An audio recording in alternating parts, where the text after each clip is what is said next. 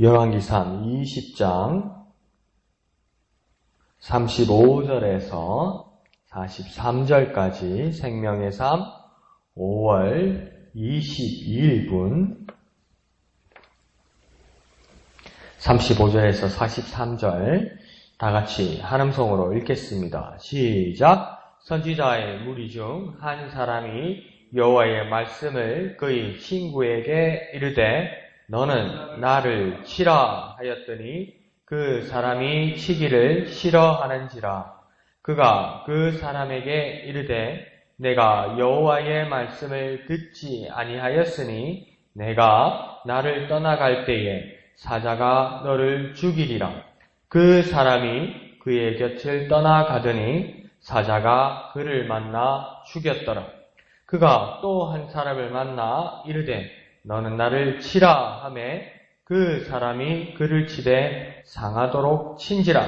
선지자가 가서 수건으로 자기의 눈을 가리어 변장하고 길가에서 왕을 기다리다가 왕이 지나갈 때에 그가 소리질러 왕을 불러 이르되 종이 전장 가운데에 나갔더니 한 사람이 돌이켜 어떤 사람을 끌고 내게로 와서 말하기를 이 사람을 지키라.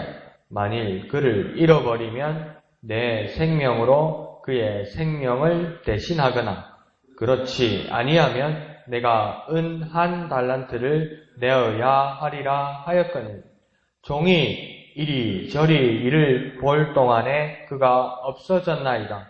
이스라엘 왕이 그에게 이르되 내가 스스로 결정하였으니 그대로 당하여야 하리라. 그가 급히 자기의 눈을 가린 수건을 벗으니 이스라엘 왕이 그는 선지자 중의 한 사람인 줄을 알아본지라. 그가 왕께 아뢰되 여호와의 말씀이 내가 멸하기로 작정한 사람을 내 손으로 놓았은즉 내 목숨은 그의 목숨을 대신하고 내 백성은 그의 백성을 대신하리라 하셨나이다. 이스라엘 왕이 근심하고 답답하여 그의 왕궁으로 돌아가려고 사마리아에 이르니라. 아멘.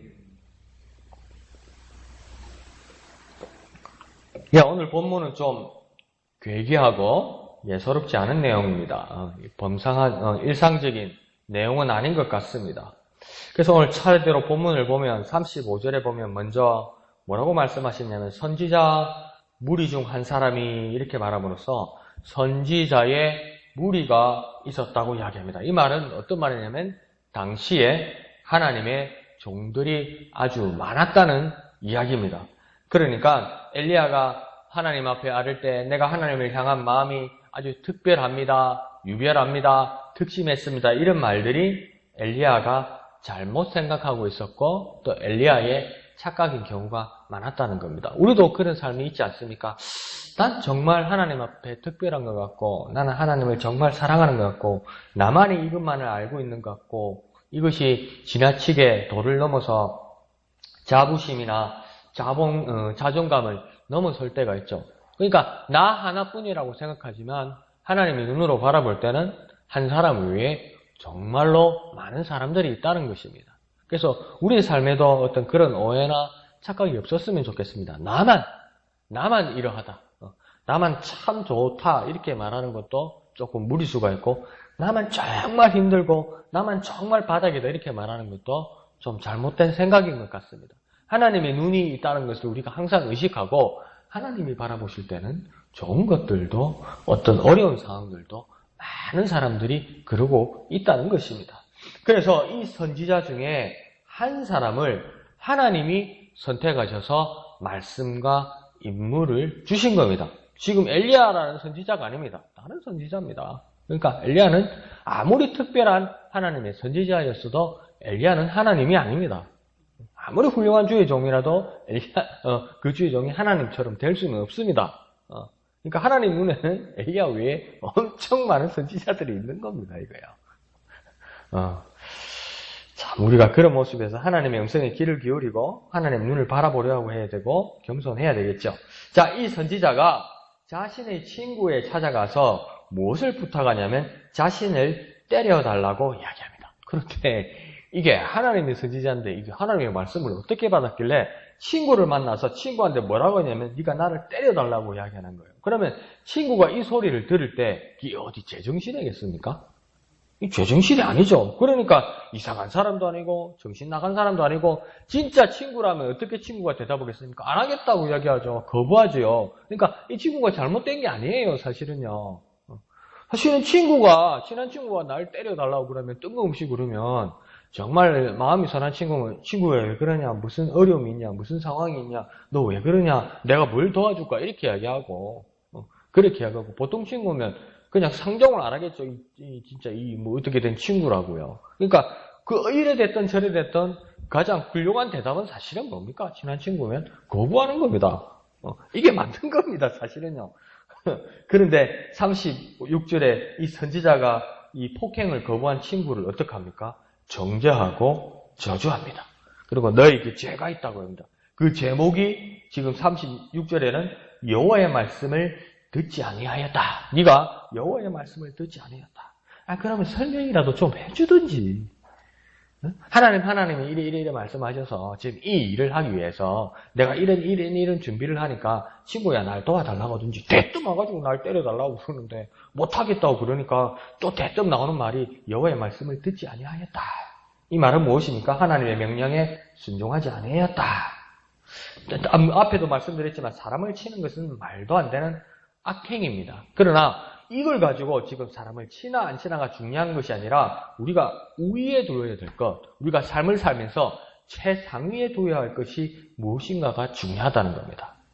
그러니까 지금 무리하게 사람을 때리나 안 때리나 이게 지금 중요한 말이 아니고 우리가 찾아야 할 하나님의 말씀은 뭐냐면 내가 하나님 말씀에 순종하는가 불순종하는가입니다. 내가 어떤 손해를 감수하더라도 내가 어떤 어려움이 있더라도 일상적으로 내가 좀 어색하더라도 이건 내가 사는 방식하고 좀 맞지 않더라도 내가 살아온 이때까지 어떤 모습하고 맞지 않더라도 이게 부딪히는 말씀이라도 이게 하나님의 말씀이면 내가 하나님의 말씀에 순종하는가 불순종하는가. 그러니까 앞에 사건들을 우리가 다 잊어버리고 다 지워버릴지라도 가장 중요한 요점은 뭐냐면 내가 하나님의 말씀에 순종하는가 불순종하는가. 이걸 우리한테 한번 물어보는 겁니다.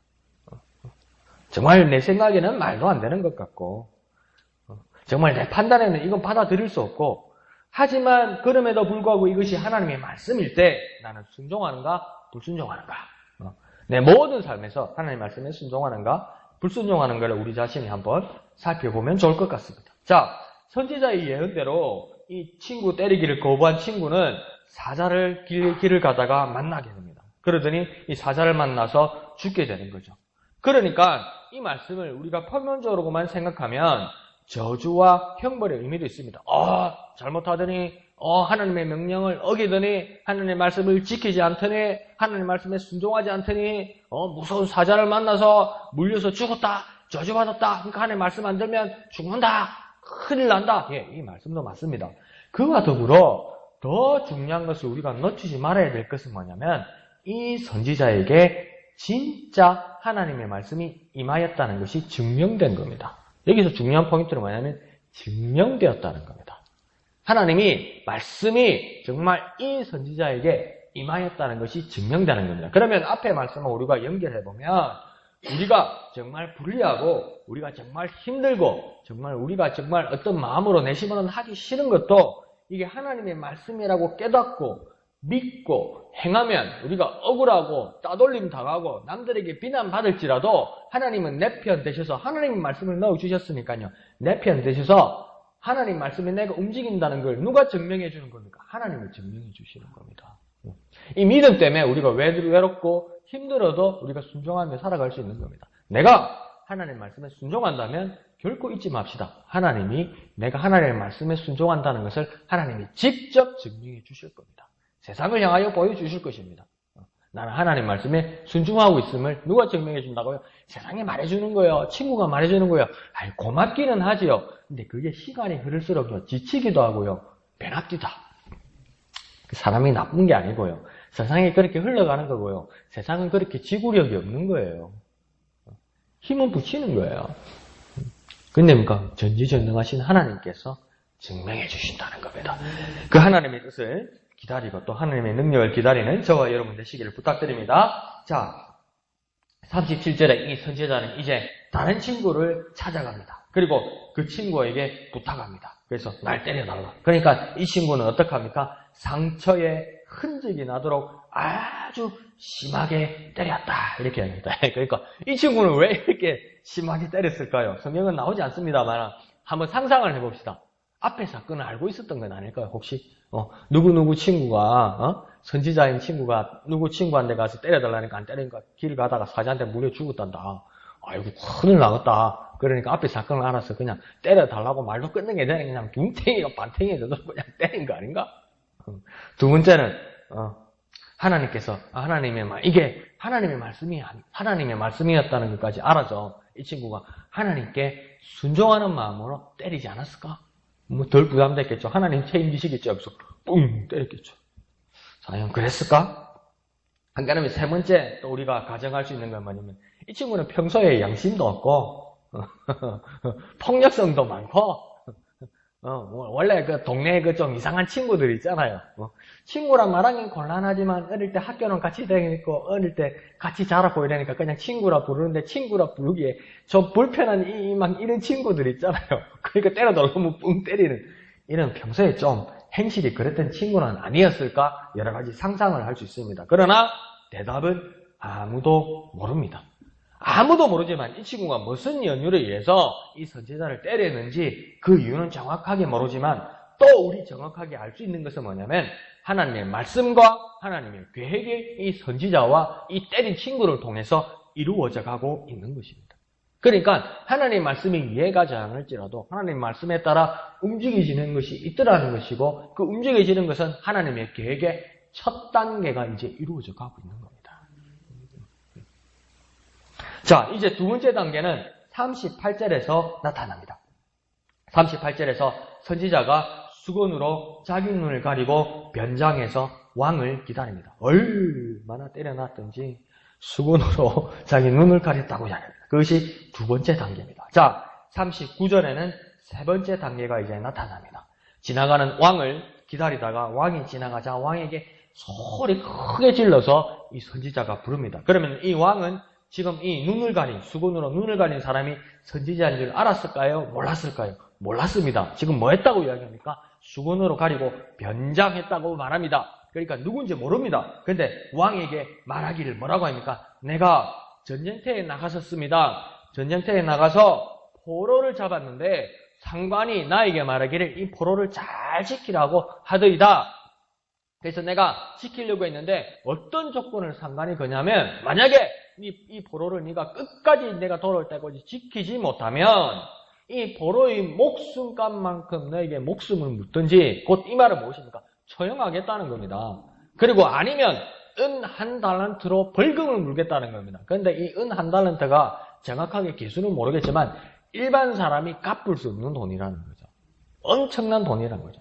이 나라에 1% 몇 프로 안 되는 부자면 이것이 갚을 수 있는 돈인데 보통 사람은 갚을 수 없는 돈이기 때문에 어차피 돈을 못 갚아서 처형당할 수 있는 아주 큰 돈이라는 겁니다. 그걸 묻겠다고 이야기하는 겁니다. 쉽게 말해서 포로를 지켜라. 포로를 지켜라. 근데 이 포로를 놓치면 너 죽는다 이 말입니다. 그런데 40절에는 어떤 말씀이 나타납니까? 이 포로를 잊어버렸대요. 그러니까 이 포로를 잊어버렸다고 이야기하니까 그래도 이 나라의 최고의 왕인 당신께 묻습니다. 내가 포로를 잊어버렸습니다. 내가 죽게 되었습니다. 내가 포로를 잊어버렸습니다. 죽게 됐습니다. 아무도 내가 탄원하고 신원할 사람이 없습니다. 내가 왕인 당신께 나왔습니다. 당신께 여쭙겠습니다. 당신의 자비를 구합니다. 내가 어떻게 해야 될까요? 이 말입니다. 지금요. 사실은요. 바르게 판단해달라 소리가 아니에요. 이거요. 지금요. 도와달라는 것이고 살려달라는 거예요. 대한민국으로 따지면 그 면책특권이 아니고 뭐죠? 그 사면할 수 있는 특권이 대통령에게만 있잖아요. 그러니까 재판관이 날 징역 살리고 재판관이 날 죽인다고 이야기했을 때 마지막으로 살려달라고 한번 그 도움을 구할 수 있는 게 대통령밖에 없다고요. 그래서 이 사람도 지금 그 가정을 해서 그렇게 물어보는 거라고요. 나 죽게 생겼습니다. 내 목숨을 살려줄 사람은 이제 재판관도 아니고 다른 사람도 아니고 왕 당신밖에 없습니다. 살려달라는 이야기예요. 근데 이 왕이 대답이 어떻게 나옵니까? 네가 스스로 결정하였으니 그대로 당해라. 예, 맞죠? 원칙은 맞아요. 원칙은 맞아요. 근데 왕이 뭐 지체하지 않고 아주 매정하게 대답을 하는 거죠. 그러니까 어떡하다 그래 됐네 이래만 말했어도요. 내가 힘이 없구나. 정의엔 재판은 힘이 없구나. 그래도 이 상황은 다를 수 있어요. 자꾸 이런 얘기해서 죄송한데 그 경남기업의 그 죽으신 그 전 회장이 죽으면서 그 돈준 명단 8명 그 적고 죽었잖아요. 근데 중요한 사람 몇 사람이 빠졌어요. 빠졌을 것 같은데 몇 사람이 빠졌어요. 그 차이가 뭔지 아세요? 이 사람이 감옥에 잡혀갈 거 겁이 나서 전화를 할 때 전화를 받아서 해결해 주지 못할지라도 아이고 어떡하겠나 성회장 아이고 어떡하지 어떡하지 쏘은 거짓말일지라도 내가 한번 알아볼게 아이고 어떡할까 내가 최선을 다해 그 사람의 명단에서 다 빠졌어요. 지금 추정하는 게 전화 안 받고 벌 받아라고 말한 사람이 바로 한 거예요. 그게가 그러니까 이 왕도 그렇게 말하면 안 되잖아요. 아이고 어떡하고 이랬어야 되는데 네가 스스로 결정했으니 그대로 당하여라. 이 말은 뭡니까? 네가 약속하지 않았느냐 상관하고 네가 억지로 강압적으로 네가 그 표로를 지키라고 당한 것이 아니라 네가 합의하에 약속한 것이 아니냐. 약속한 그 법대로 그 대가를 치러서 너는 죽어야 된다. 너는 포로 대신 죽어야 된다. 이렇게 얘기해요. 사실은요 판단해달라는 게 아니에요. 그러니까 이 선지자는 네 번째 단계를 수행합니다. 41절에 눈을 가린 수건을 벗습니다. 눈을 가린 수건을 딱 벗으니까 왕이 어떻게 했다고 합니까?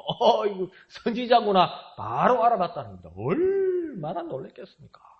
눈을 가렸을 때는 이런 이상하게 피투성이가 돼 있고 모습이 많이 아니니까 별것 아닌 사람이라고 생각한 거예요. 그런데 뭔가 수건을 빽 보니까 이 눈이 부어가 있고 얼굴이 이상한데도 있어 많이 본 사람이 하나님의 선지자구나 알아봤다는 거. 이거 얼마나 놀랬겠습니까? 이 몰래카메라도 아니고. 그러니까 42절에 이제 선지자가 5번째 단계로 하나님의 말씀을 이제 드디어 여호와의 말씀을 전합니다. 뭐라고 이야기합니까? 나 여호와가 멸하기로 작정한 사람 곧 아람 왕 벤하닷과 그의 사람들을 아함 너희 개인적인 인정과 결정으로 풀어주고 내가 자비로운 왕으로 네가 영광을 취하였다. 이 말은 뭡니까? 나 하나님의 계획은 아람 왕 벤하닷과 그 사람들을 멸하는 것이었는데 왕 네가 네 스스로 사람들을 구해주고 인정을 베풀고 그 사람들에게 쏘가 넘어가서 아주 자비로운 왕으로 네가 스스로 영광을 취하였다. 그러니까 내 계획과 달랐다. 나 하나님의 계획과 달랐다. 그러므로 이제 너 왕은 벤하닷과 그 사람들의 목숨값을 대신하여서 너 왕과 너의 백성들이 이것을 갚아야 한다. 이렇게 얘기하는 거예요. 그러니까 앞에 비유하고 똑같은 거예요. 지켜야 되는데 상관이 이 사람에게 포로를 지키라는데 놓치고 목숨을 살려준 것처럼 자, 이 왕에게 상관은 누구입니까? 하나님이 이 아람 왕의 목숨을 잡으라고 이야기했는데 지가 놓치고 쏘가서 놓치고 또 자기가 자비로운 왕으로 놓아주었으니까 그러면 하나님이 잡으라는 것을 놓쳤으니까 그 상관에 하나님이 주신 것을 지키지 않는 왕이 어떻게 되겠습니까? 아람 왕의 생명을 위해서 네 왕, 지금 이스라엘의 왕이 그 생명을 대신해야 된다는 겁니다. 너 죽어야 된다는 겁니다. 죽어야 할 아람 왕이 안 죽었기 때문에 그 책임이 이스라엘 왕 너에게 있기 때문에 그 아람 왕의 생명이 없어져야 하는 그 생명값을 대신해서 이스라엘 왕 너가 죽어야 된다는 겁니다. 지금도. 그것이 하나님의 말씀입니다. 이렇게 이야기하는 거예요. 그래서 아합의 잘못은 어떤 것이겠습니까? 자신이 인간적으로 사후 처리를 했다는 겁니다. 인격적이고 인간적인 게 나쁜 겁니까? 나쁜 거 아닙니다. 그런데 이걸로 말씀을 확 닫아버리면요. 하나님이 잘못된 분이 되는 거예요. 그런데요. 인간적으로 인격적으로 잘하는 건 잘 된 것이지만요. 그것보다도 우선으로 중요한 것이 뭡니까? 인격을 지으신 분이 누구입니까?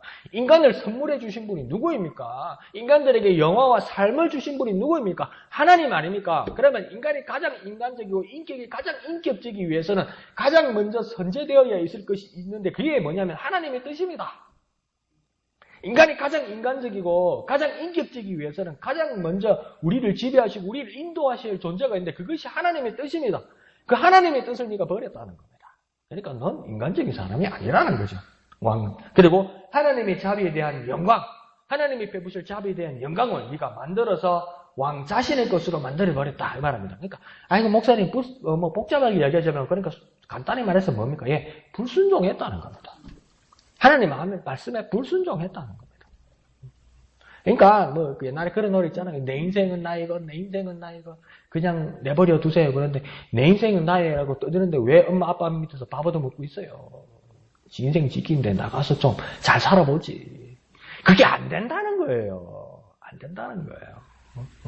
아무리 자기가 부모님 외에 어른들이 말하는 것 외에 인생을 잘 살아날 것 같아도 그것도 부모님 밑에서 어른 밑에서 그렇게 외치고 있더라는 거예요. 부모님 슬화를 떠나서 그렇게 말하면 그 말은 일리가 있어요. 막 부딪히든지 시행착오를 겪든지 한번 구경이라도 해볼 건데 꼭 부모님 그늘 밑에서 부모님 지병 밑에서 부모님이 해주시는 밥을 먹으면서 내 인생은 나 것이라고 그러면 그걸 어떻게 이해해줘야 되냐고요. 지금요. 그렇처럼 이 왕도 지금 그런 거예요. 하나님 뜻하면요 아무것도 안 되는데 하나님 법 밑에 있으면서 자기가 알아서 하겠다는 거예요. 그게 뭔 말이 안 되는 소리요. 불순종했다는 거죠. 말도 안 되는 불순종을 했다는 겁니다. 그러자 43절에 이제 하나님의 사람이 말을 합니다. 그렇게 하나님의 말씀을 듣자 43절에 이 왕은 하나님의 말씀을 듣고 나서 어떻게 했다고 합니까? 근심하고 답답하여 왕궁으로 돌아가려 했다. 그러니까 이게 나중에 뒤에 오늘 집에 가셔서 그 본문 해설을 생명상 본문 해설을 보시면 그 말씀에 상세하게 설명도 되어 있는데요. 이 근심하고 답답하다는 말씀에 대해서 설명이 좀 더 되어 있어요. 그래서 원문에는 무슨 뜻인지 그 말씀이 설명되어 있는데 근심하다는 말은 뭐냐면 여기서 원래 본문의 뜻은 기분이 나쁘다는 뜻이랍니다. 그러니까 어떡하고 이 정도가 아니라 이 정도를 넘어서서 기분 나쁘다는 겁니다. 그리고 답답하다는 뜻은 뭐냐면 화가 났다는 겁니다. 그러니까 우리가 한글 성경으로 보면 좀 아합왕이 이해가 갈 것 같기도 했었어요. 저도. 아이고 하나님 너 이제 죽는다고 그랬으니까 불순종해서 죽는다고 그랬으니까 근심하고 답답하지요. 그럴 수 있잖아요. 근데 더 깊은 본문의 뜻은 뭐냐면 기분이 나쁘고 답답하죠. 누구한테 기분 나쁘다는 겁니까 지금? 이 왕이 지금. 뭐 하는 겁니까? 지금 누구한테 화났다는 겁니까 이거요? 네?